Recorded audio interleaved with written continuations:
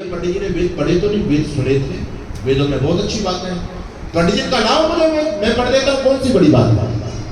पंडित जी व्यासपीठ पर विराजमान थे। पंडित जी ने मूल मंत्र का वाचन करके और जैसे इस मंत्र का अर्थ पढ़ना शुरू किया, पंडित जी की बोलती बंद हो गई, शर्म से गर्दन नीचे झुक गई। श्रोता लोग अपने कानों में उंगली डालने लगे, पंडित जी पागल हो गए, क्या बोल रहे हैं। पंडित जी पूरा अर्थ नहीं बोल पाए, बीच में मौन हो गए। उस फादर ने कहा पंडित जी मौन क्यों हो गए। अरे अभी आप कह रहे थे वेद में बहुत अच्छी बातें हैं, वेद तो अपौरुषीय है, वेद तो भगवान का ज्ञान है, तो उस भगवान का अच्छा ज्ञान है उसको पढ़ो तो सही, पब्लिक को सुनाओ तो सही। और पंडित जी पढ़ते कैसे, इतना गंदा, इतना अश्लील, इतना भद्दा किया गया था कि पंडित जी की जुबान उसको नहीं बोल पाई।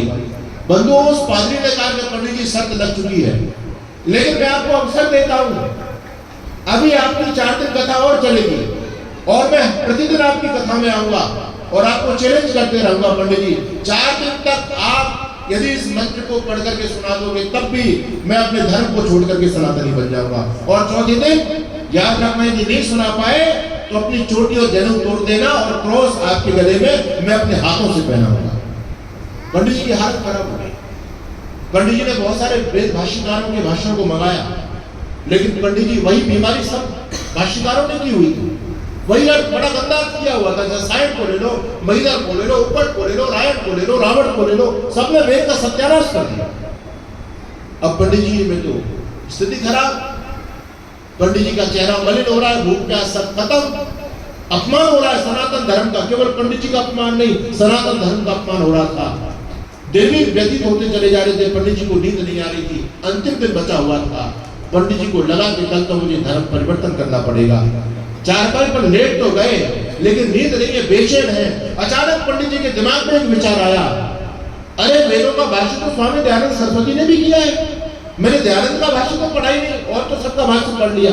पंडित जी तत्काल अपनी चारपाई से उठे और आज सुबह सीताराम बाजार दौड़ करके गए। रात हो चुकी थी, दरवाजा बंद था, खटखटाया। पुरोहित जी बाहर निकल करके आए, बोले पुरोहित जी मुझे स्वामी दयानंद का वेद भाष्य चाहिए।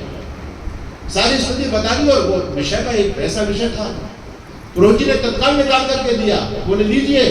और उसी मंत्र को जब स्वामी दयानंद के भाष्य को पंडित जी ने पढ़ा तो पढ़कर के एकदम चेहरे पर प्रसन्नता लौटाई पंडित जी के चेहरे पर, बड़ी खुशी हुई और कहने लगे पुरोहित जी ये पुस्तक मुझे एक दिन के लिए मिल सकती है क्या।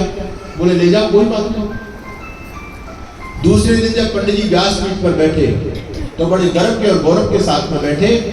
थोड़ी देर बाद तो पादरी भी टहलते टहलते चला आया और कहने लगा पंडित जी क्या विचार है, आज तो कथा का समापन है, अरे मंत्र को पढ़ के सुनाओगे। पंडित जी बोले बैठो, मैं भी पढ़ करके सुनाता हूँ। पंडित जी कहने लगे अरे जाओ, तुमने उस पादरी ने कहा जाओ, तुमने सुना दिया, सुना ही नहीं सकते। बोले मैं सुनाता हूँ तो बैठ तो सही।